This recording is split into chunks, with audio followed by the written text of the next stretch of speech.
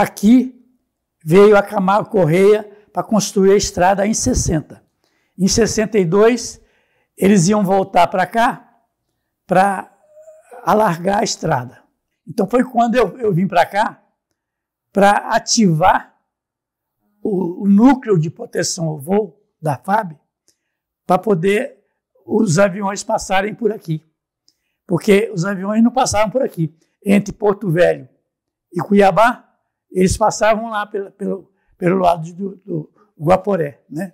Mandamos vir os funcionários, pedreiros e todo para trabalhar, os peões, para fazer o núcleo de proteção ao voo, lá onde está hoje a área militar, que está escrito lá. Ali era a pista era ali. E a pista foi feita para um avião da Presidência da República pousar para inaugurar a estrada, né? Ali onde está a Carevel, era por ali que os aviões encostavam, né?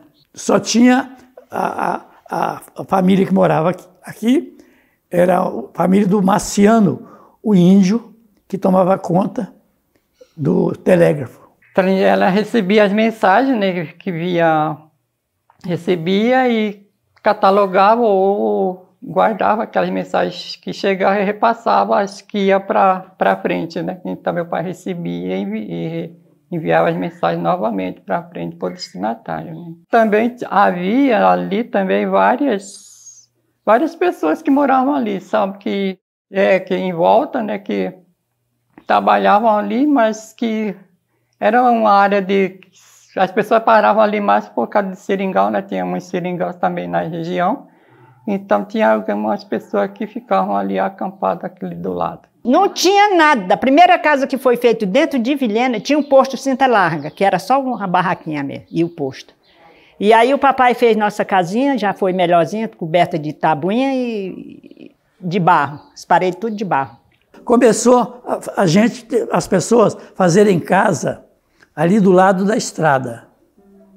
Como aqui era meio do caminho entre Porto Velho e Cuiabá, as pessoas começaram a fazer casa ali.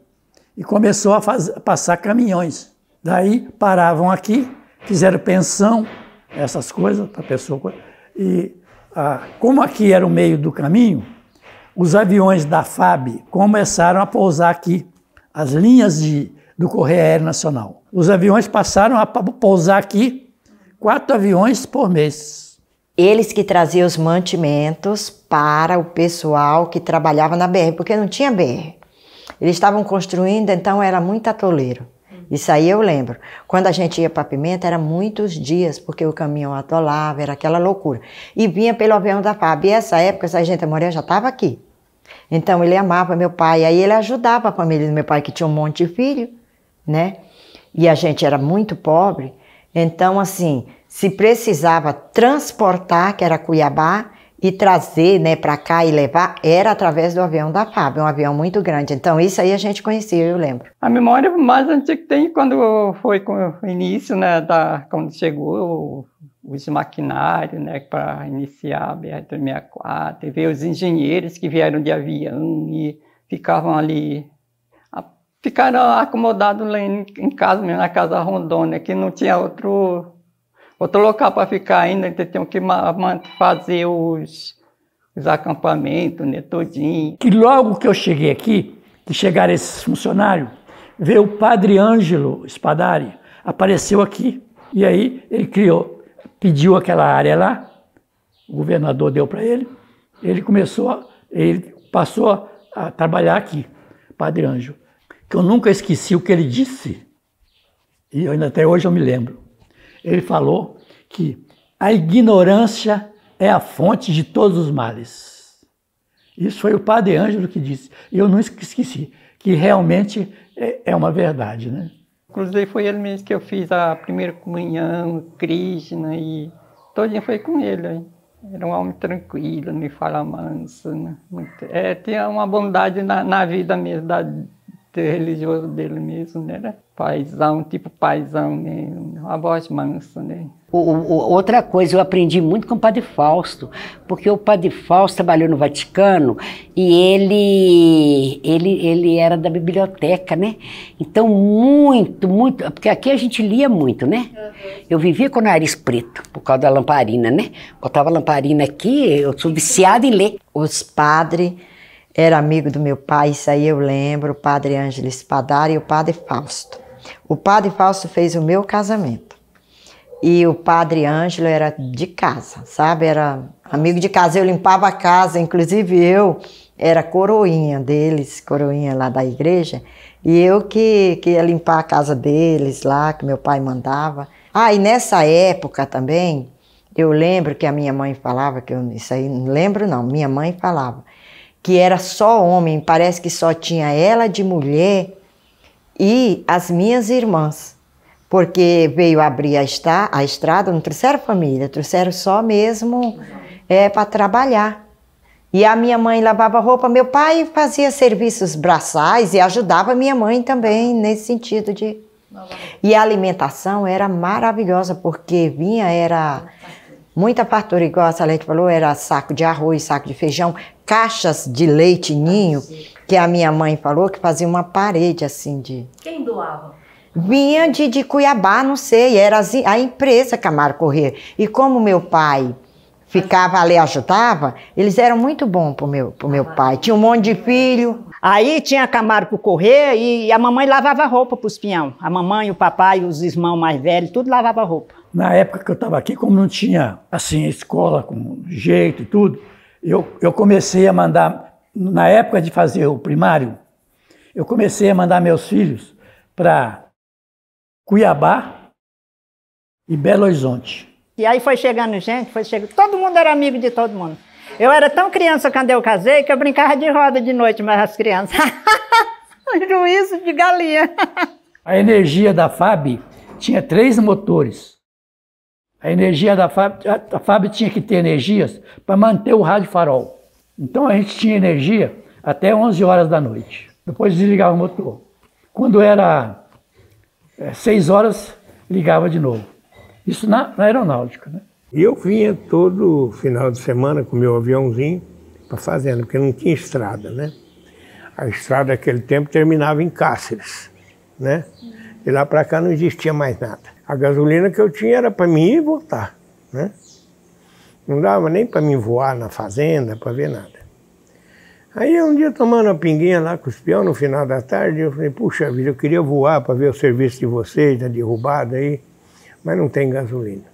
Aí um peão falou assim, o senhor conhece Vila de Vilhena? Eu falei, não, nunca nem ouvi falar. Pois é, lá tem gasolina. Quando eu saí ali do Cetreme ali, que vem a mata, né? Abriu aqueles campos assim, e digo, rapaz, isso aqui vai virar um cidadão. Falei, meu Deus do céu, eu vou vir para cá. Aqui eu conheci a minha esposa, a Noemi Barros Pereira. Eu conheci ela aqui. Aí ela conseguiu no governo para ser professora, né? Ela foi a primeira professora. Que veio um compadre para cá, um compadre meu, tinha muitos filhos, da família Fontinelli, né? E eles, as filhas dele, que foram para a primeira escola, foi com ela. Ela foi professora, agora eu não lembro, eu acho que ela foi também minha professora quando eu era pequenininha, que ela foi uma das primeiras professoras também, né, Salete? Foi da Salete, aqui foi a esposa do Sargento Amoré, que era minha madrinha. A escola ali, a Noêmia dava aula de manhã e à tarde, foi nossa primeira professora, que foi um ser humano espetacular. Era de uma inteligência. Noêmia era visionária. Eu aprendi muito com o Coronel Teixeira, mas a maior parte eu aprendi foi com ela. Você vê, ela dirigia aqui, esses velhos que chegavam aqui, tudo lascado aqui, ela aposentava. Os velhos chegavam aí no hotel, não tinha dinheiro para comer nem nada. Ali é onde que era a coisa do Veite. Eu mais o Mário fizemos um barracão ali, e cheio de coisa ali para o cara chegar e botar a rede. E tinha esses fogão econômico, tinha 3 fogões econômicos.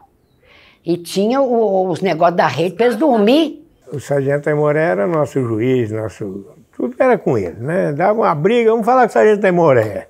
Porque ele era uma autoridade máxima da cidade, né? A dona Noêmia, a mulher dele, foi a primeira professora nossa ali no colégio Wilson Camargo, né? A merenda era a professora meio que fazia, né? No intervalo ela corria lá no fogão a lenha e cozinhava, né, a merenda. Aí depois distribuía para nós, né? Tinha uns 20, mais ou menos, alunos, né? Era uma festa ali, nós fazíamos. Nessa época nós morava lá no museu, né? Então a gente vinha de lá.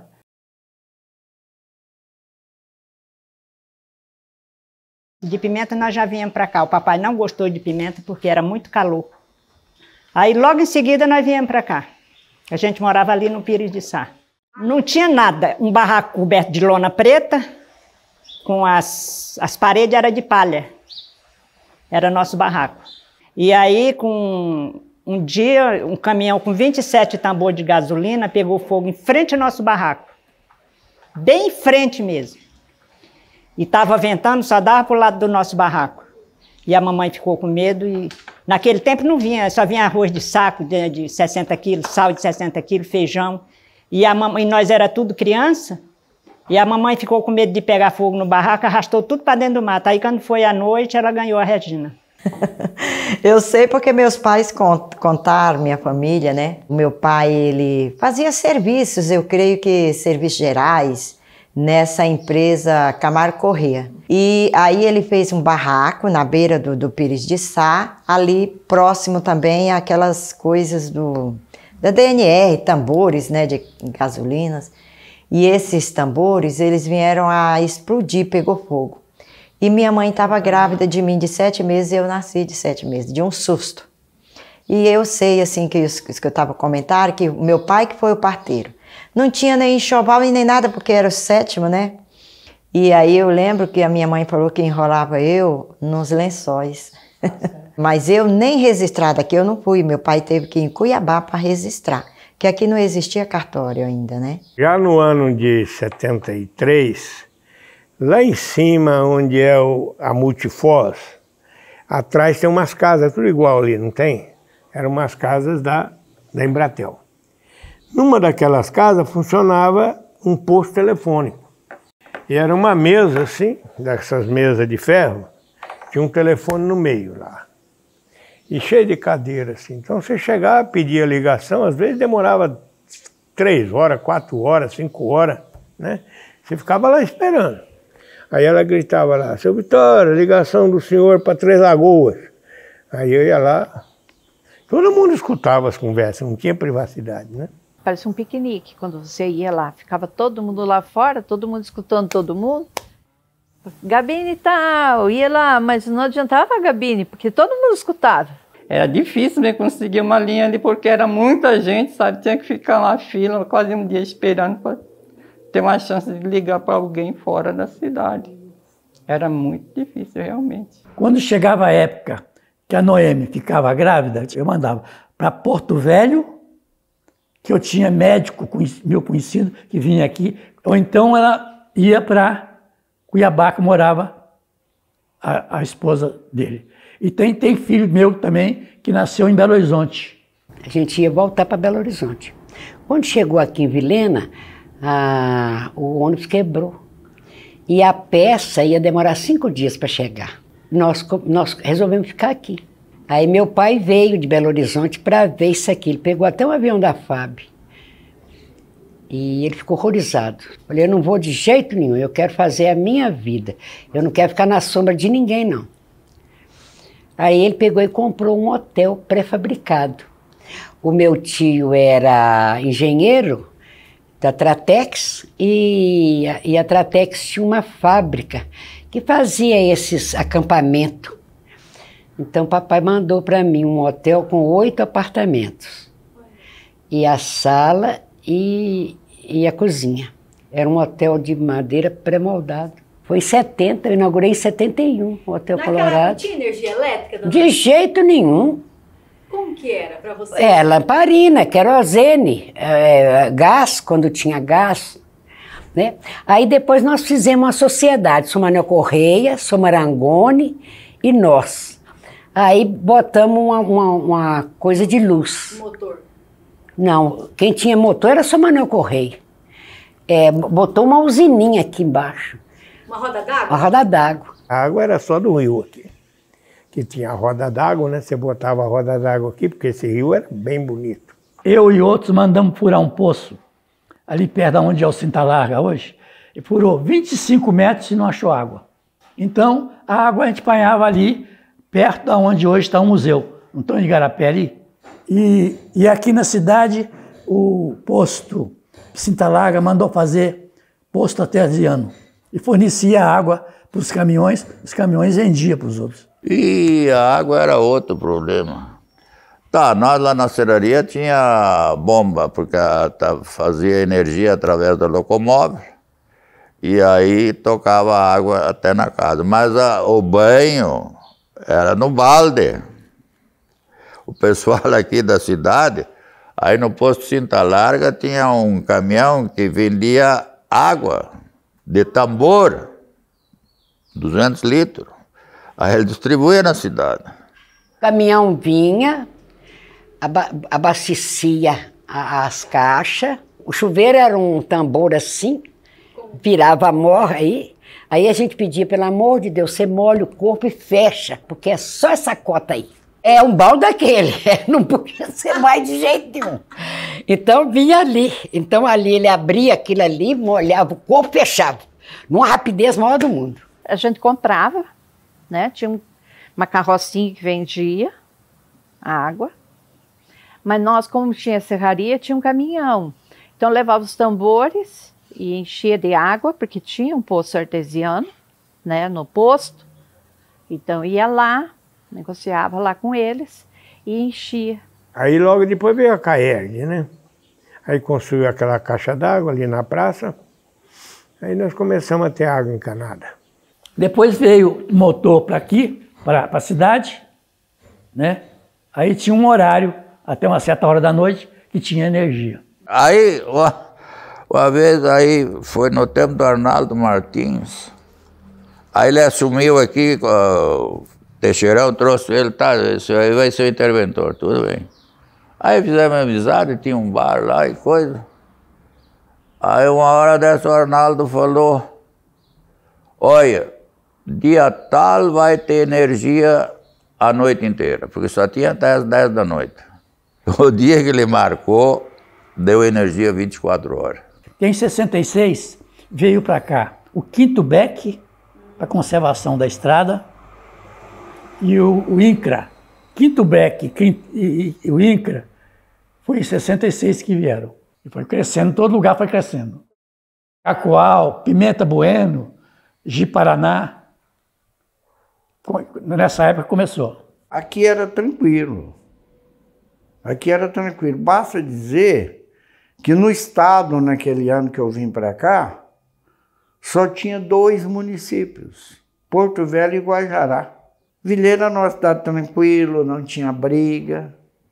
E a gente vivia, não tinha a população muito pequena, e a gente vivia mais em função da população do Vale do Guaporé, no Mato Grosso aqui.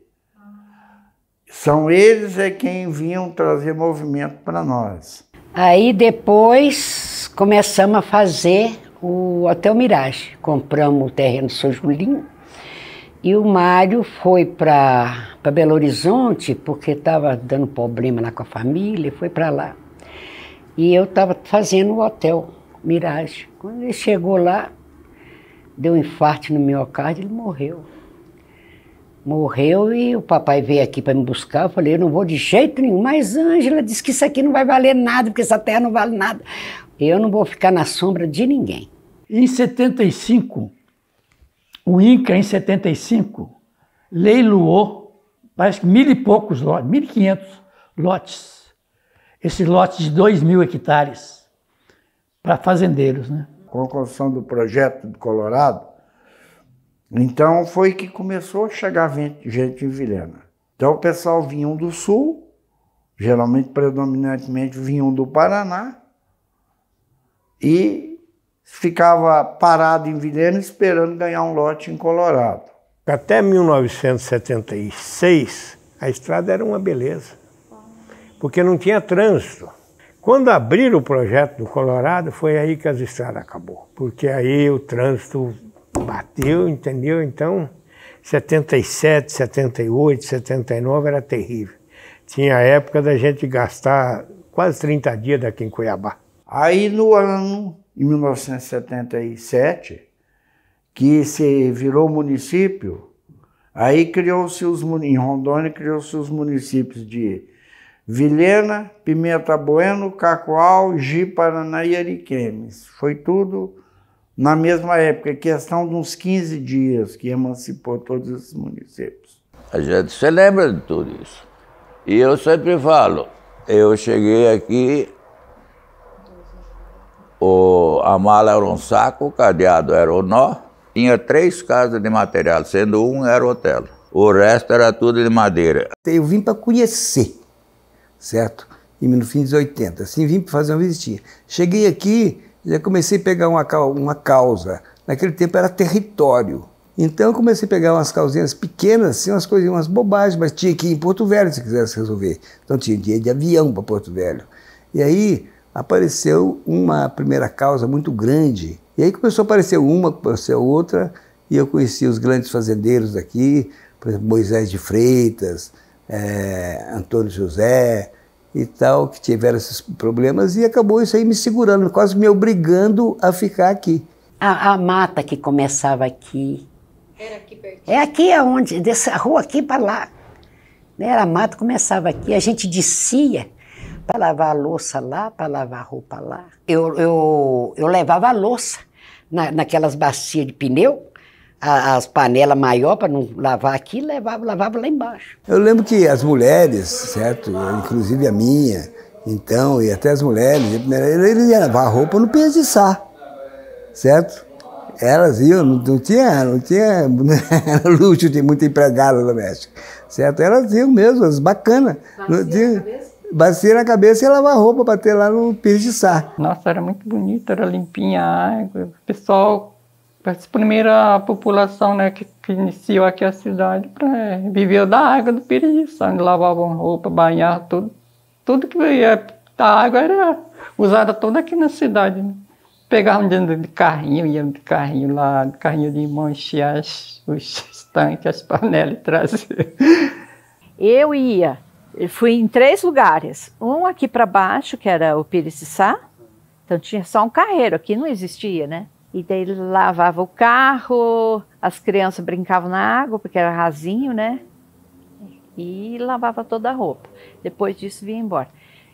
E depois lá onde que era a serraria, mas lá daí como era mato, eu levava, ia com o revólver, um cachorro, pastor alemão, aquilo era minhas companhias.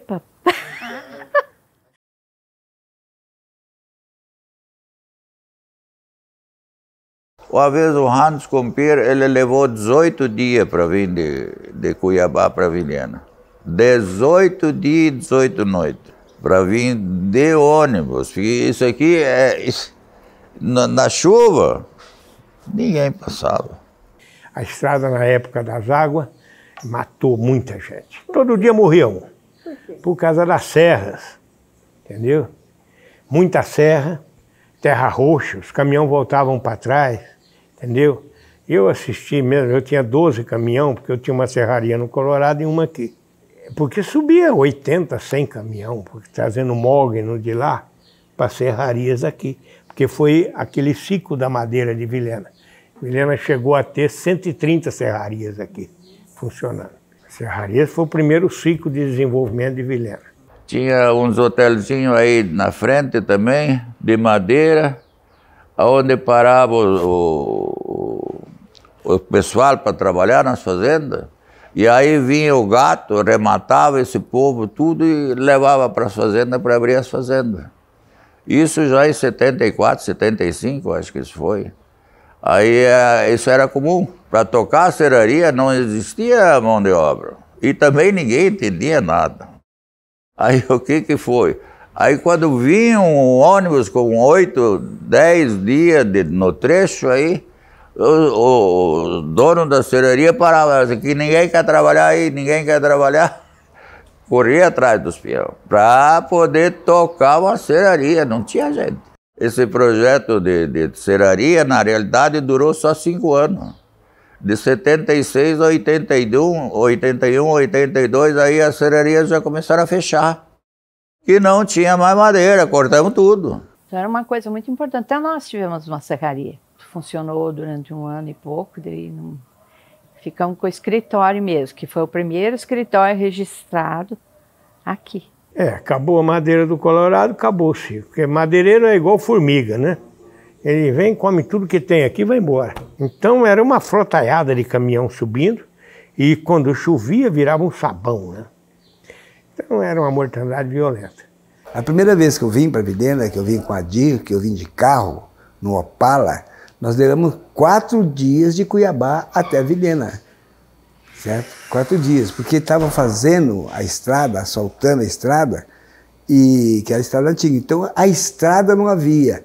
Então a gente vinha pelo cerrado, certo? Aquele monte de caminhão atolado. Então a gente tinha as estradinhas assim, que era feita, o pessoal saía no cerrado do carreador, certo? Então aí foi várias atoladas e furadas de pneu. Os comestíveis para chegar aqui, né, que praticamente a BR tinha tempo nessa época que era só atoleiro, então era um sofrimento para os caminhoneiros trazer os produtos comestíveis aqui para a cidade. Então tinha tempo que faltava no mercado, então era assim, um pouco difícil mesmo. A estrada, às vezes, teve época que ficava parando aí no meio do carro, entre Cuiabá e Porto Velho, caminhões atolando, aquelas coisas. Então, muita gente vinha pegar avião. Na época das águas, só ia de avião, né? Então, foi aí que os aviãozinhos se concentraram aqui. Aí veio o Gauchinho, trouxe 2 aviões, meu cunhado, o João Freitas, era piloto de um, o Jair piloto era do outro. E aí foram chegando avião, né?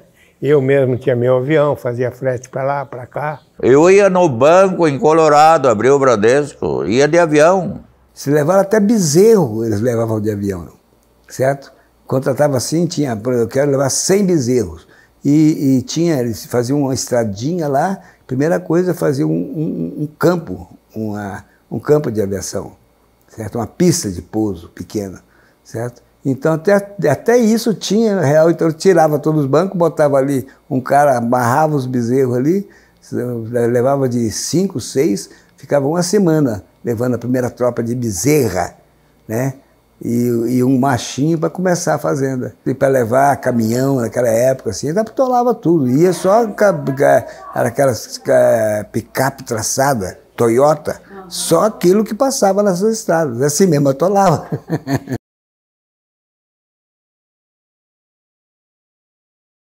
A ordem da diretoria de rotas era desligar o rádio farol às 5 horas da tarde. Mas eu tinha notado que depois das 5, estava começando a vir muito avião, teco-teco, se baseou aqui, indo para garimpo e tudo. Aí chegava depois das 5. Por causa disso, eu não obedecia à diretoria de rotas. Eu não desligava o farol às 5 horas. E teve um dia que eu estava saindo, voltei correndo, abri a estação e liguei o VHF, que era que falava com o avião. Aí o avião estava me chamando, falando que estava precisando pousar, e foi com isso que ele conseguiu descer, porque o combustível dele já estava terminando. E aí uma hora desceu o búfalo e atolou o búfalo, e nós estávamos em Colorado. Aí eu voltei, o avião pousou na estrada ali, naquela estrada que ia para o Colorado. Pusemos ali, quase tivemos que vir a pé até Vilhena. Mas aquele búfalo durou mais de semana para os caras conseguirem desatolar o búfalo. Parou todo o aeroporto aí, foi uma loucura aquilo. Que por estrada eu comecei, em 76 eu transportava gente para o Colorado, na caminhonete, uma F-75. Os caras que vinham de ônibus aqui para Colorado não tinha nada.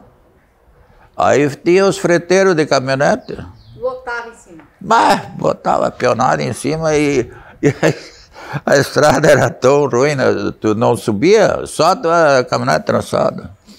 Aí os caras já eram tão práticos, eles saltavam da caminhonete tudo por cima, ajudando a empurrar para subir, para chegar no Colorado. De lá desciam mais 30, 40 quilômetros a pé. Porco, eu cheguei a botar porco nas costas para transportar, aí as pontes estavam quebradas para Colorado. Aí baldeava para o outro lado, aí tinha outra caminhonete que levava os caras para frente. Aqui não tinha açougue. Então, vinha um caminhão de boi, vendia para um gaúcho, que nós chamávamos gaúcho açougueiro. Então, ele comprava boi e matava.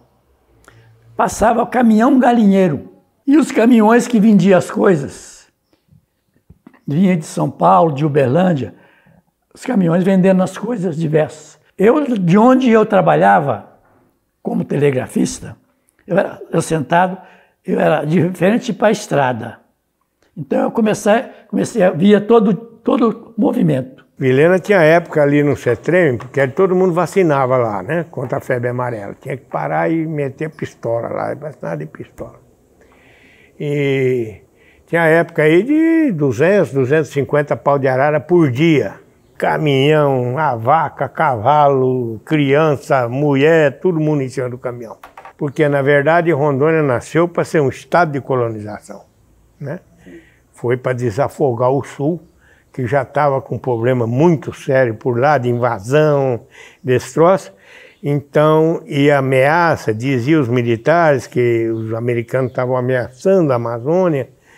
Então, o projeto era integrar para não entregar. Vilhena, naquela era uma cidadezinha. O aeroporto era assim, encostado ali onde é que é a BR, que não existia BR ainda, estava começando a BR a asfaltar. Era só da Major Amarante para baixo, para lá não tinha nada, era o lugar que a gente caçava perdiz, ali, onde é que hoje, ali a prefeitura ali já era um lugar de caçar perdiz. Praticamente foi criado comendo perdiz, porque o meu pai, né, fazia a caça, né, e, nossa, eu lembro que quando ele chegava com 8, 10 perdizes. Né? O aeroporto era assim, encostado ali onde é que é a BR, que não existia BR ainda, estava começando a BR a asfaltar. Tinha uma pracinha, a cadeia era ali para cima daquela caixa d'água, tinha uma cadeia ali. Outra coisa que eu lembro muito é da discoteca. Isso aí eu lembro que a gente fugia do papai e ia para lá, que era Crocodilos. A gente ia cinema, uma coisa que eu lembro muito era o cinema, quando começou, isso aí já estava grande, cidade, e eu também já estava grande. A gente ia no cinema, passava muito Mazzaropi e o Teixeirinha, até hoje eu sou apaixonada. E a gente assistia muito, isso aí eu lembro muito, muito, a cidade já... E outra coisa também que eu lembro era carnaval. A gente pulava carnaval lá no clube, nesse clube próximo à prefeitura, e ali na Crocodilo, saía na rua, eu também pulava carnaval. Tinha desfile de 7 de setembro, tinha muito. Todo ano tinha desfile. Poucos alunos, mas tinha. Praticamente a gente fazia na raça, né? Os alunos falavam fazer e fazia mesmo, né? Fazia acontecer.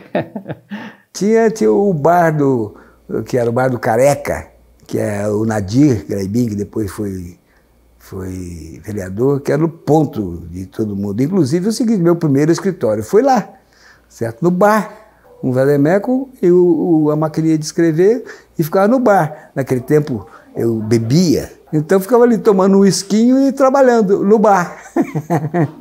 Eu fiz uma coisa que seria assim para um passatempo nosso e para também conhecimento das pessoas que eram do grupo ali.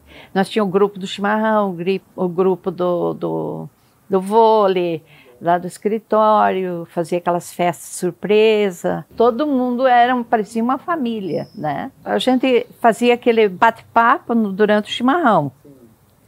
Vinha o pessoal lá da aeronáutica, vinham tudo para cá e ficavam tudo ali na Móveis, era Móveis Carcil na época. Aquele jornalzinho que eu fazia ali, tudo trabalhadinho no stencil, Jornal da Morcegada. Se tornou o primeiro jornal de Vilhena. E eu trabalhei no Impacto, logo em seguida, daí no Vilhetaço, depois, e também eu era correspondente da Tribuna, lá de Porto Velho, que eles mandavam daí tudo para mim e eu distribuía, né? Era um povo aí, era gostoso porque era um povo unido, né? Todo mundo se conhecia, né? Já se reunia e o que mais a gente brincava naquela juventude era futebol mesmo, né? Reunia ali na pracinha, onde era da Auxiliadora, né? Ali tinha um campo de peladão e a gente batia a bola ali. Era bom porque todo mundo se conhecia, né? A gente conhecia até os cachorros que andavam na rua, né? Ah, esse cachorro é do Vitória, né? Então, as feiras, por exemplo, eram um desastre, mas era um lugar que a gente ia, né? Era feito na rua, né? As feiras. Só tinha uma feira por final de semana. E era na rua, ali descendo ali o banco onde era o Beron ali, aquela rua ali era a feira, né? Vida noturna, só tinha uma discoteca aqui, a Crocodilho, né? E o clube municipal, né? Que é onde tinha os bailes. Era mais ou menos o centro, né? Que era bem movimentado, né? Ali que tinha o Cine São Luís, né? Era um ponto onde a juventude se reunia, então tinha a discoteca logo em frente, né, a Crocodilo, nossa, ali era o ponte da cidade ali, né, onde todo mundo se reunia e conversar e fazia fofoca e tudo, mas comentava sobre futebol e todas as coisas, a novidade circulava ali naquele pedacinho, era bem legal mesmo.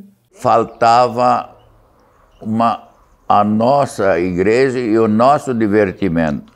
Mas antes disso, já nós criamos o CTG Sinuelo do Norte.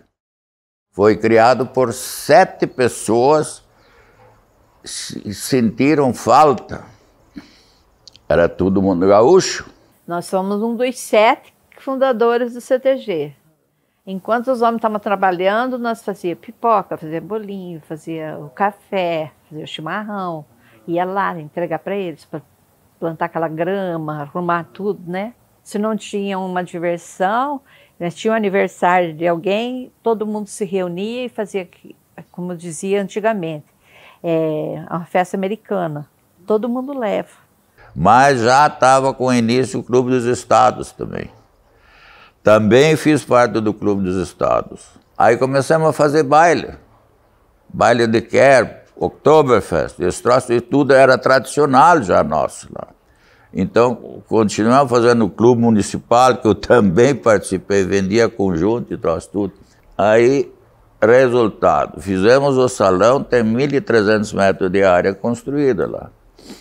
Aí o povo se agradou disso. Aí apelidaram aquilo ali, que era para ser salão de festa da Igreja Evangélica Oficial Luterana, apelidaram como Clube dos Alemão. Ficou Clube dos Alemão. Aí nós entramos com os alemães, e o CTG com o pessoal gaúcho do Rio Grande do Sul. Na realidade, era até uma disputa, que quem queria ser melhor, né? Essa gauchada chegou aqui e ensinou para nós a tocar vaneirão, para dançar vaneirão. E outra coisa, eles chegaram aqui em casa e eu fazia cafezinho. Não, a gente não quer café, não, a gente quer chimarrão. Eu aprendi a tomar chimarrão. Se eu não tomar chimarrão, me dá dor de cabeça. Esses gaúchos ensinaram muita coisa para nós. Ensinou a fazer pão, ensinou... sabe, eles trouxeram a herança de alemão, de italiano, e eu sou descendente de árabe, né? Meu pai veio para o Brasil com 2 anos, então houve essa miscelânea de gente, sabe, essa mistura. Todo mundo era amigo, todo mundo era... A minha casa não tinha porta, a única porta que eu tinha na minha casa era da privada. O janela, tudo dormia aberto, não tinha ladrão. Era assim, Vilhena, e era gostoso, era muito legal aquele tempo.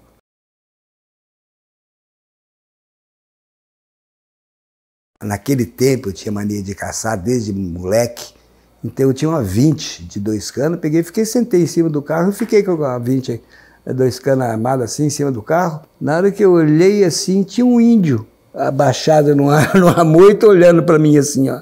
paradinho, paradinho, olhando para mim. Ele ficou olhando para mim, eu olhando para ele. Numa dessas olhadinhas que eu dei para cá, eu olhei, ele sumiu. Aí eu fiquei assustado, né? E aí, eu sumiu, peguei, dei 2 tiros para cima, então carreguei de novo, aí fiquei ali. Aí eu comecei a passar um medinho, sabe? E o sol começando a baixar, começando a baixar, começando a baixar, e os caras não voltaram, eu sozinho ali. Daí a pouco, já no finzinho lá, eles apareceram de volta. Já com o pai, trocamos pneu, chegamos aqui no Corretelinha que tem aqui perto, Padronal. Mas eu lembro muito dos índios, quando atacavam eu tinha muito medo, a nossa casa era feita de barro, assim, tipo aqueles coisas de taquara e cheia acho que eles colocavam barro e coberta de palha, e eu tinha muito medo porque os índios atacavam, eu me lembrava. E quando chegava a época, porque era a época deles atacar, a gente tinha muito medo, tinha que se esconder. Eu não lembro os detalhes, mas eu lembro assim. Eu acho que essa época eu deveria ter uns 7 anos. Eu tenho foto minha com o meu pai, que eu era bem loirinha, sentado no colo do meu pai, que era quando Vilhena estava aberta, com um filho desse meu cunhado que morreu, né, que foi o primeiro que enterrou no cemitério. Tinha o museu, né, sabe, tinha um museu, e os índios atacavam muito, vinha muita gente com flecha enfiada nessas beiras de estrada no seringal, tinha muito seringal naquele tempo, e os índios atacavam as pessoas e matavam mesmo. Ixi, eu lembro demais, uma vez chegou um homem para pegar o avião, com a flecha enfiada. Eles quebraram a flecha e deixaram só o pedaço, porque se puxasse a flecha, vinha rasgando, né? Nossa, o papai de noite não deixava nós sair de jeito nenhum com medo dos índios. Os índios atacavam lá no museu. Aí eu construí ali do lado da minha casa, onde é o Hotel Pirâmide, um prédiozinho, e montei um hospital, porque Vilhena não tinha hospital. Trouxe um médico de Cuiabá, que tinha um hospital da Fundação CESP, que estava caindo e tal, com o doutor Valério, que atendia lá. E era um antigo sanatório, né?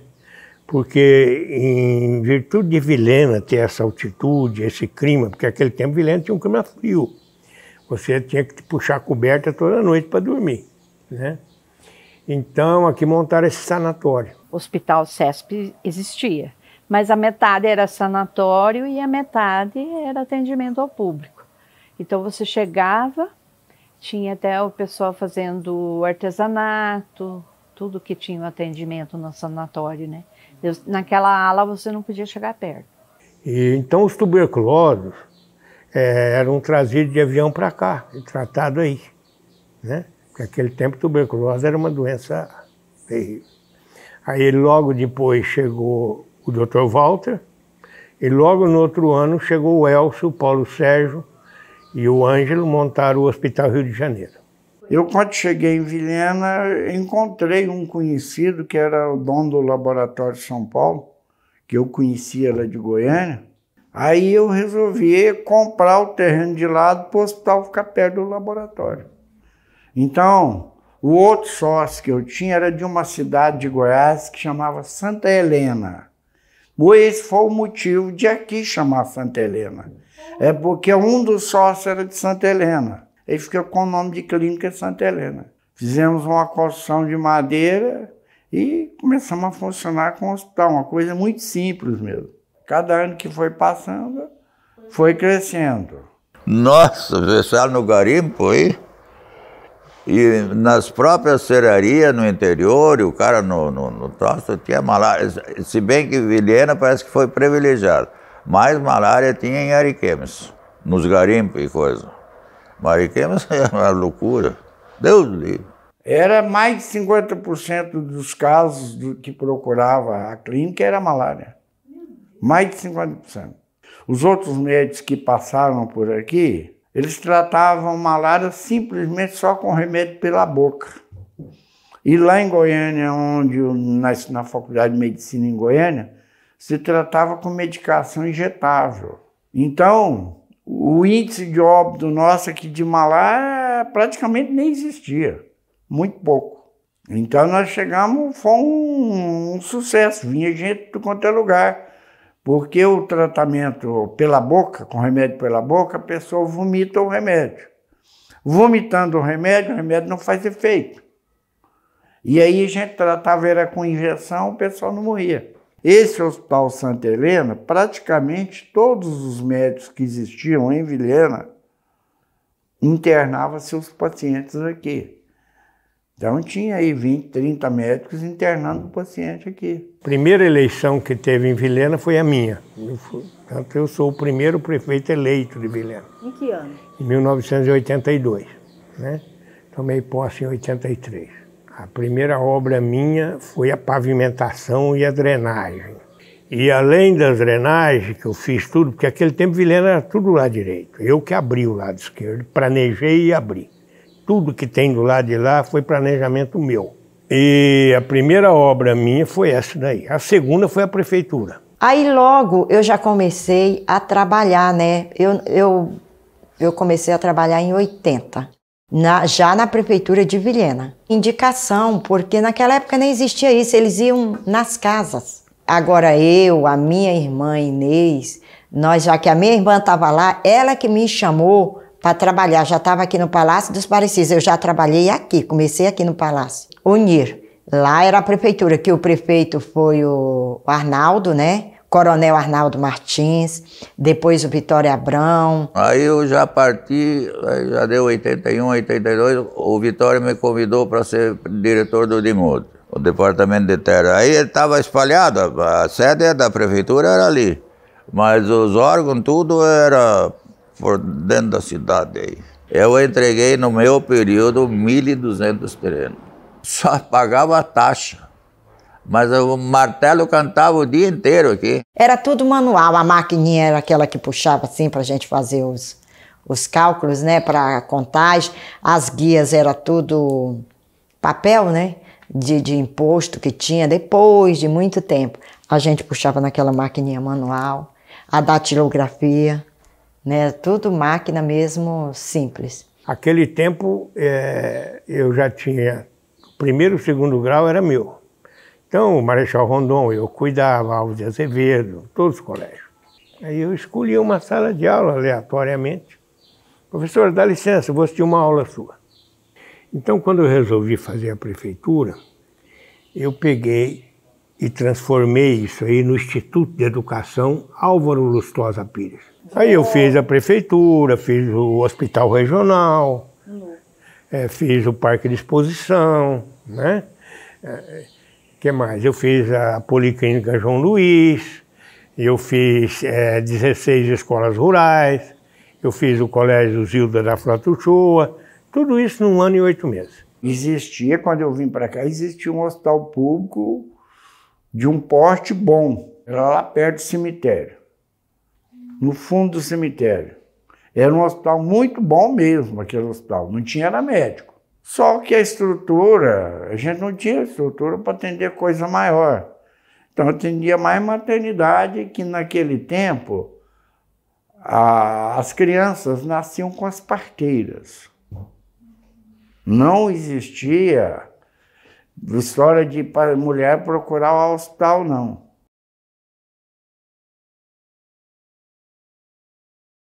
Acho que Vilhena se resumia a menos de 3.000 pessoas.